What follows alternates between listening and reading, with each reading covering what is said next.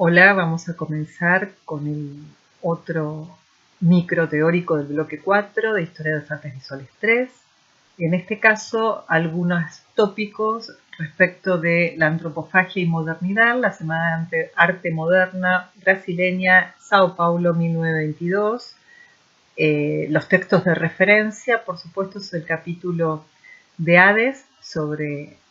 la modernidad y la búsqueda de las raíces, y el capítulo 9 del libro de Cátedra 1, con un excelente artículo que realizaron las profesoras Magdalena Pérez Balbi y Fabiana Di Luca.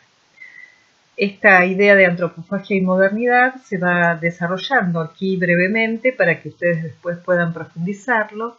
y tomo una cita de lo que plantean las autoras como la metáfora antropofágica que tiene sus raíces, por un lado, en toda la tradición y las observaciones desde la colonización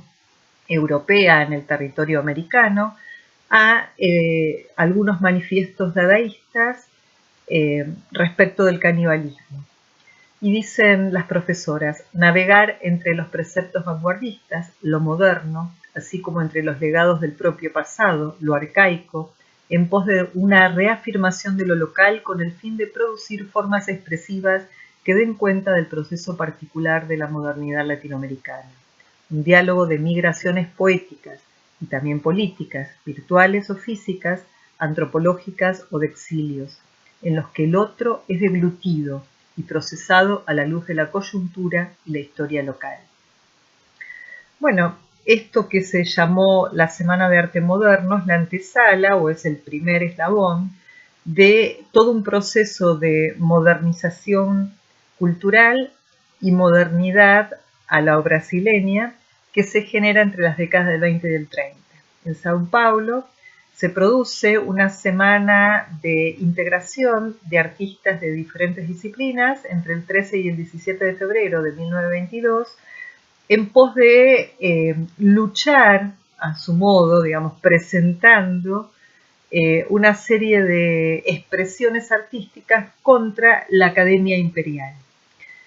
Quieren marcar con un nuevo espíritu el Brasil en la celebración del centenario de la independencia. Esta semana se abre con una exposición en el Teatro Municipal y con un discurso. Las ideas nuevas, lo explica Graça Arana.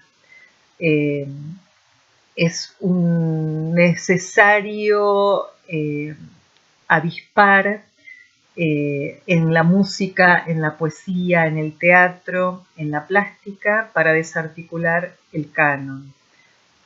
Así tiene que surgir un nuevo arte en el Brasil que piensa también las alteridades y que piensa esa otredad que fue opacada como algo constitutivo. Esa otredad es la negritud, por ejemplo. Bueno, acá vemos la portada de las muestras con la ilustración de Di Cavalcanti, que fue un pintor y además un ilustrador muy entusiasta en este proceso de modernidad. Algunos de los artistas que participan,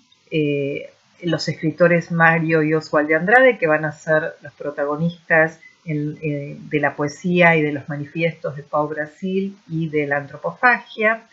Aracy Amaral, Bandeira, Nita Malfatti, Lazar Sigal, Di Cavalcanti, Becherer y Tarsila.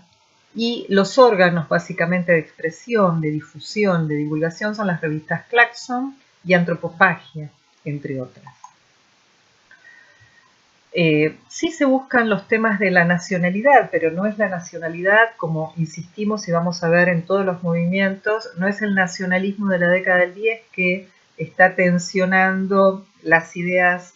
de una vuelta al hispanismo, de una vuelta a las tradiciones asentadas a fin de siglo, sino que es buscar lo nacional en aquello que fue oculto, opacado, excluido. Es decir, lo nacional integra o expone las contradicciones del indio, expone las contradicciones del negro, expone las contradicciones de la clase obrera y con fórmulas plásticas, estéticas, literarias, estéticas en general, que abrazan aspectos de esa ruptura, de esa fragmentación, de esa apertura a lo nuevo de la modernidad. por supuesto, las caricaturas políticas a la orden del día, que de alguna manera integran también a la opinión pública, aunque críticamente. Acá las portadas de la revista Claxon, este mensario de arte moderno de Mario de Andrade como director, y que a nivel del diseño gráfico, bueno, hace implicar todo el desarrollo de una gráfica abstracta geométrica, como ustedes lo vieron en el constructivismo, y que renueva de una manera fundamental la gráfica decimonónica que estaba cargada de una ilustración romántica positivista. Sí, este concepto para reforzar de vanguardia, identidad y regionalismo como una síntesis de estos términos que se tienen que realizar o que ellos proponen la realización con Oswald y Mario de Andrade en un acto de canibalismo simbólico, ¿no? En Brasil se fagocitan, se superponen las vanguardias extranjeras de acuerdo a las realidades nacionales. El principio de un movimiento dinámico, radical, contestatario, como es el movimiento antropofágico. Devorar esos cuerpos, devorar esas ideas, devorar las mentalidades y deglutirlas y transformarlas en lo que aparece como vómito, como despojo de alguna manera, en algo nuevo. Ese algo nuevo integra las identidades varias y, insisto, integra a los excluidos. Bueno, hay una fascinación por estos poetas sobre el futurismo, esto es lo más controvertido. Marinetti va a exponer sus ideas tanto en San Pablo como en Buenos Aires, pero de Marinetti se rescata, del futurismo se rescata esa estética de lo nuevo, esa estética de la tecnología, de la máquina, de dar por tierra los valores asentados, pero lo contradictorio va a ser el desarrollo posterior del futurismo. Sin embargo, nos quedamos con esta primera parte, como se quedan estos artistas, que se celebra la integración, en todo caso, de la máquina con lo primitivo en un sentido no peyorativo, sino valorativo de la negritud, de lo popular, del descubrimiento de una estética salvaje.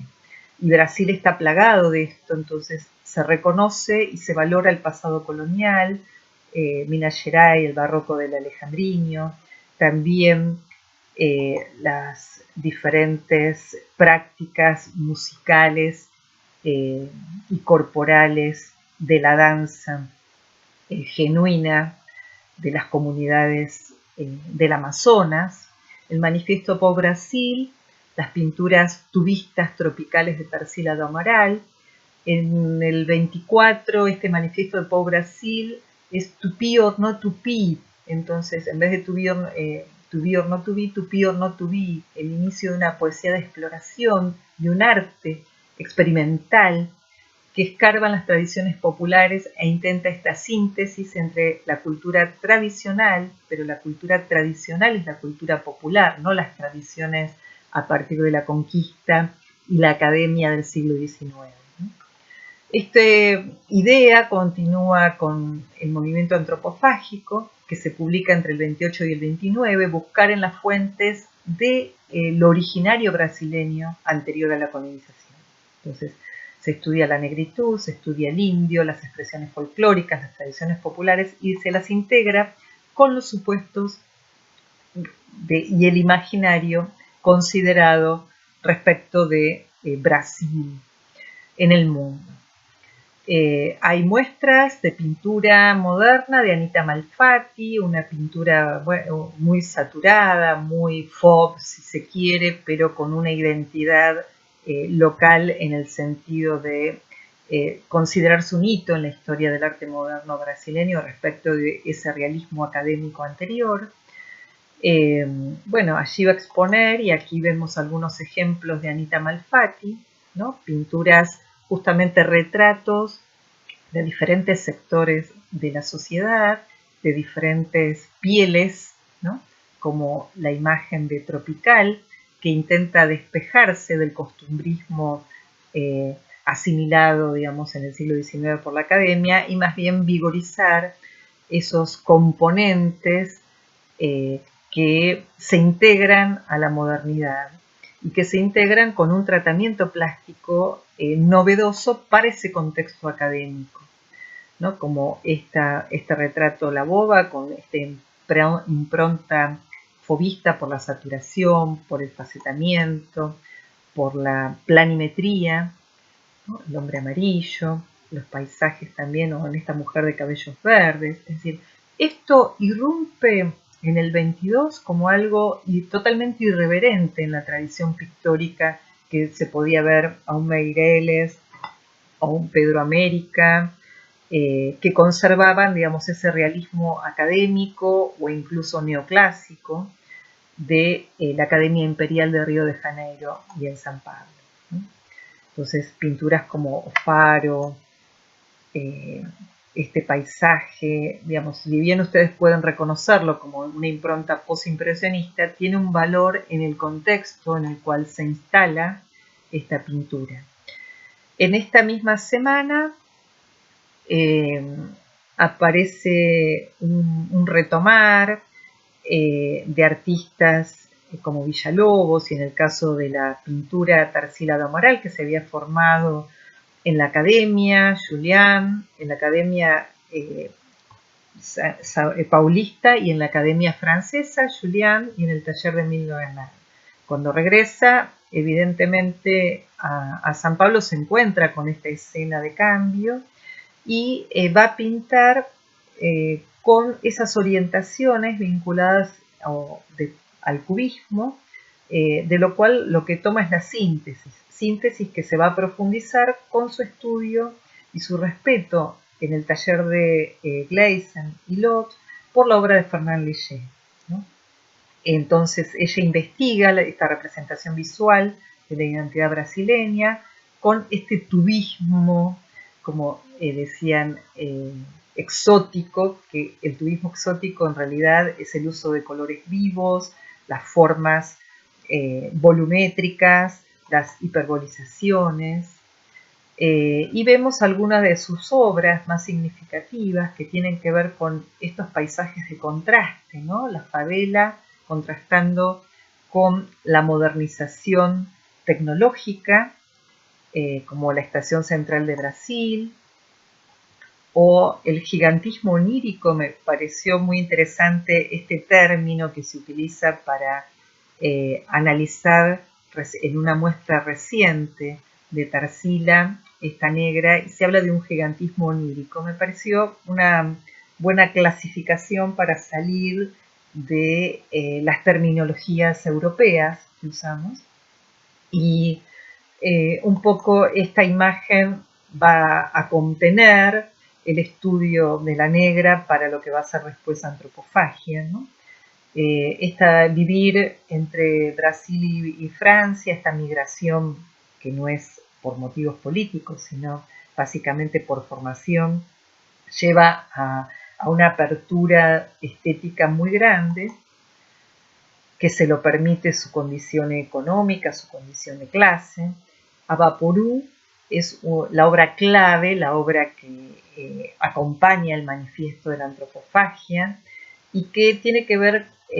con un sentido idiomático guaraní, que significa, tupí guaraní, que significa hombre que come hombre. Bueno, simbólicamente es devorar, metafóricamente es devorarse el mundo europeo y transformarlo en una imagen nueva, en una imagen que resistió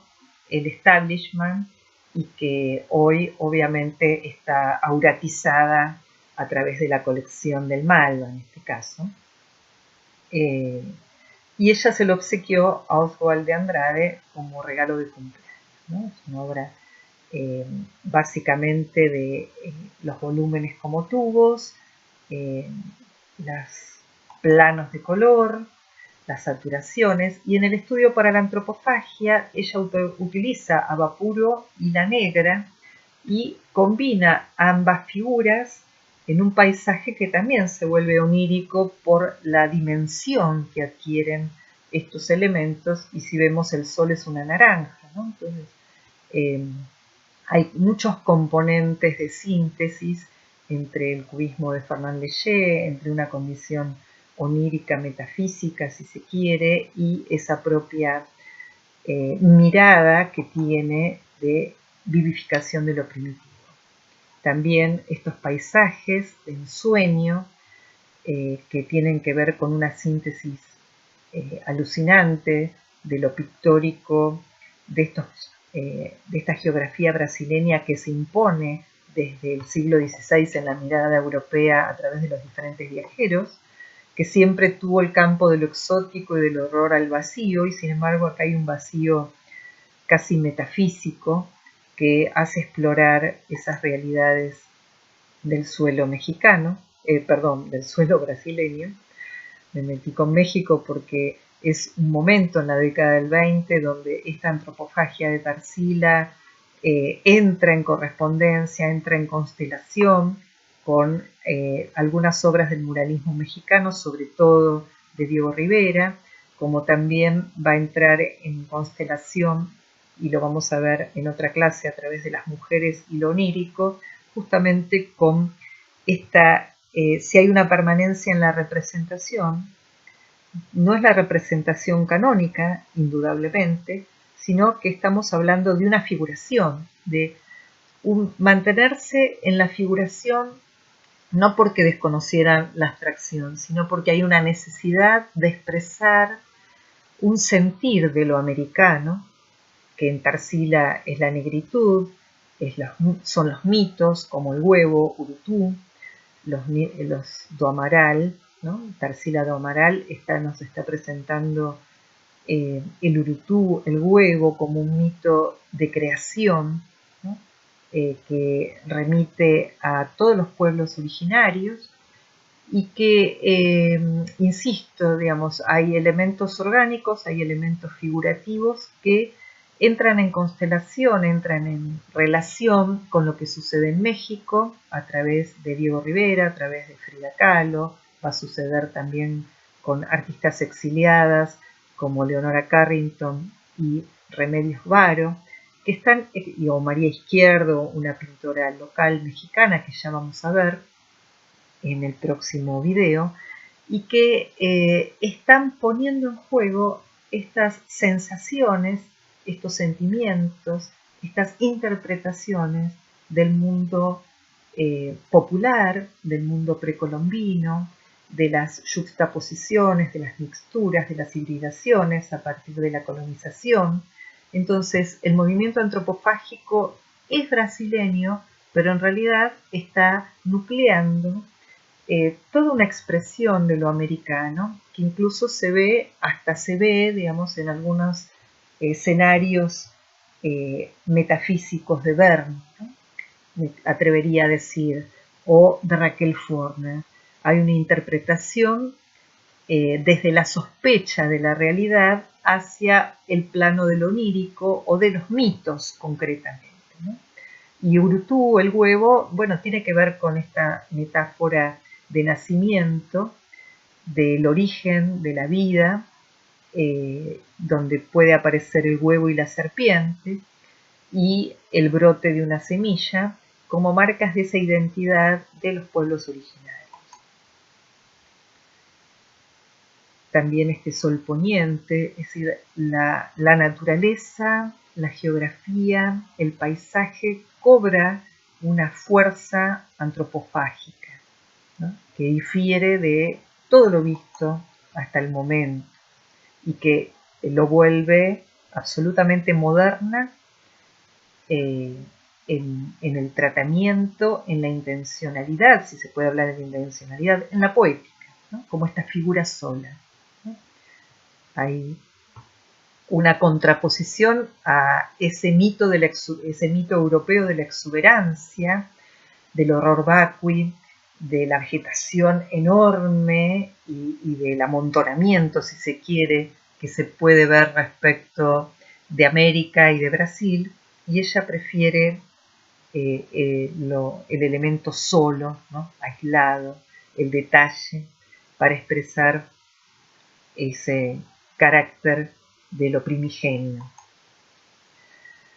También Tarsila en la década del 30, como muchos artistas de Latinoamérica, se siente impactada y partícipe de un contraorden, ¿no? Si se habla de un retorno al orden por los totalitarismos conservadores, también hay una orientación comunista, socialista, que hace que se busque necesariamente una figuración crítica, testimonial, que no es el realismo socialista, sino que es una figuración crítica, para dar cuenta de justamente estas discriminaciones, esta crisis mundial, económica, política, este armamentismo que se vive en ese orden mundial de los años 30. Entonces ella decide participar en la reunión del Comité contra la Guerra Imperialista y tiene una serie de pinturas que va a ser muy criticada, pero que sin embargo creo que salen a su planteo también político, como esta operaria, ¿no? Donde se ve que bueno, los sectores populares y las diferentes mezclas raciales están constituyendo la clase obrera. Y acá entra también en constelación, en sintonía con un Siqueiros, con un Diego Rivera, pero básicamente con ese planteo de Siqueiros, ¿no?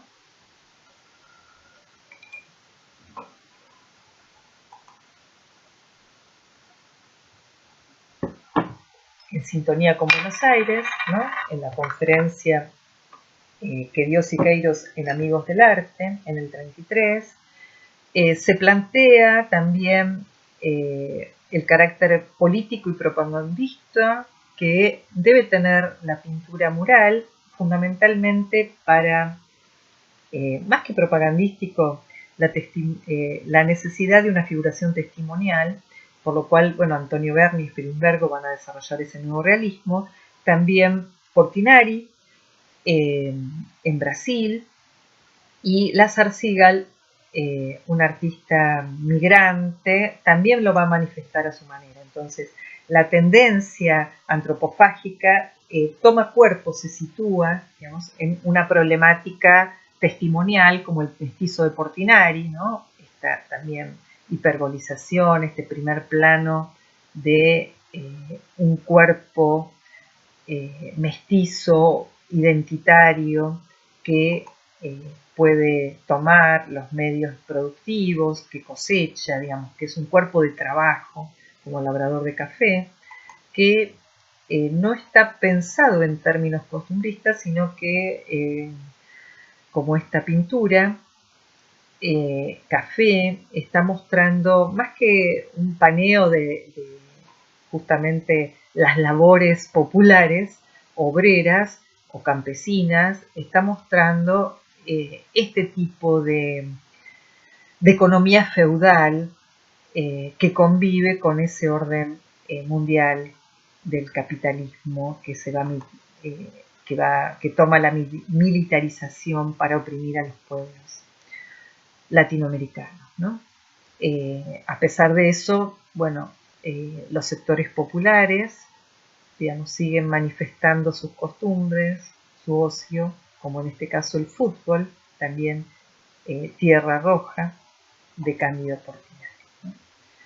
Se vuelve en la década del 40 como impactado tal vez por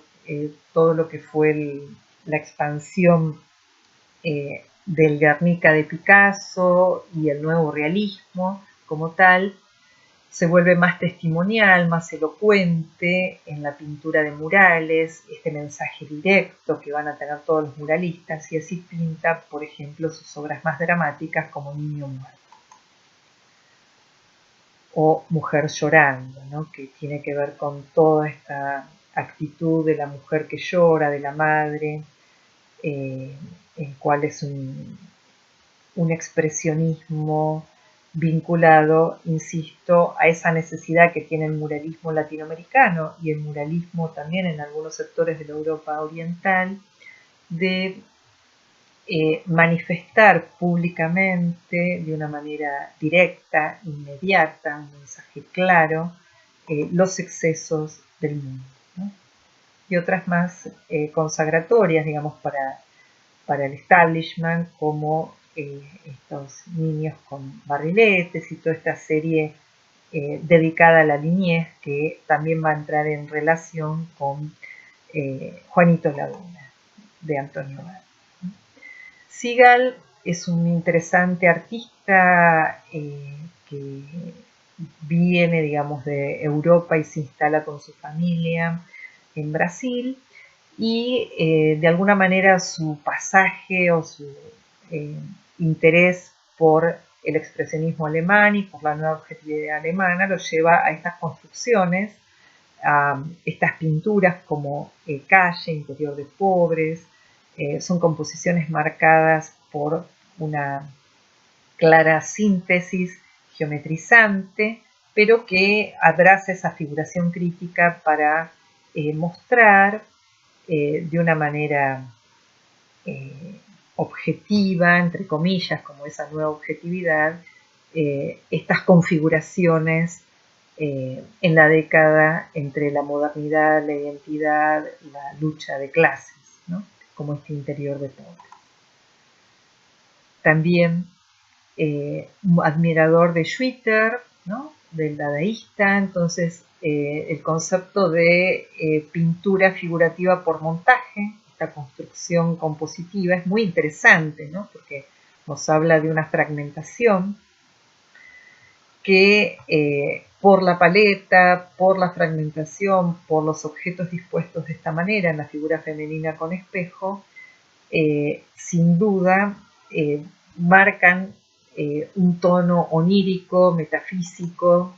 en cierta correspondencia con lo que dijimos hasta ahora, ¿no? Y además este juego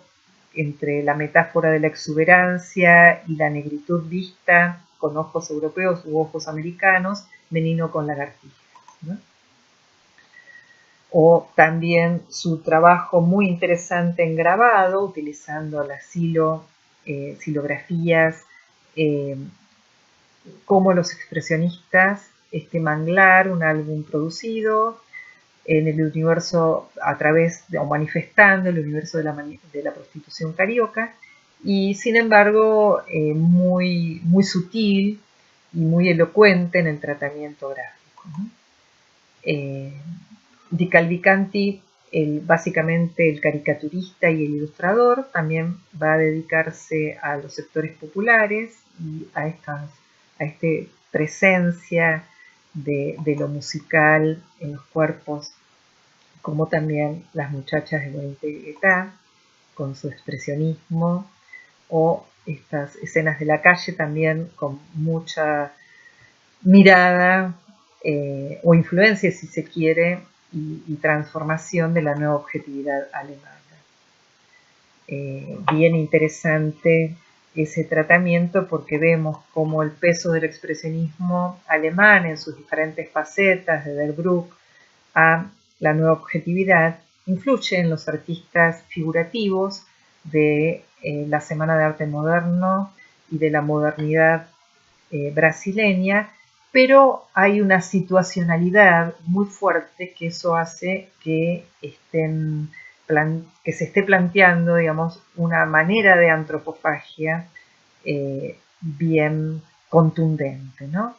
Tomar, transformar y plantear algo que entre en colisión, en tensión o en acompañamiento de las transformaciones del mundo moderno, que se plantea esta dialéctica entre la integración o la observación crítica de los sectores vulnerables y la modernización industrial en Brasil. Bueno, con esto finalizo y les doy el pie para que ustedes puedan profundizar en estos problemas de la vanguardia, la modernidad y la identidad en Latinoamérica, en este caso a través de la antropofagia y la Semana de Arte Moderno. Saludos.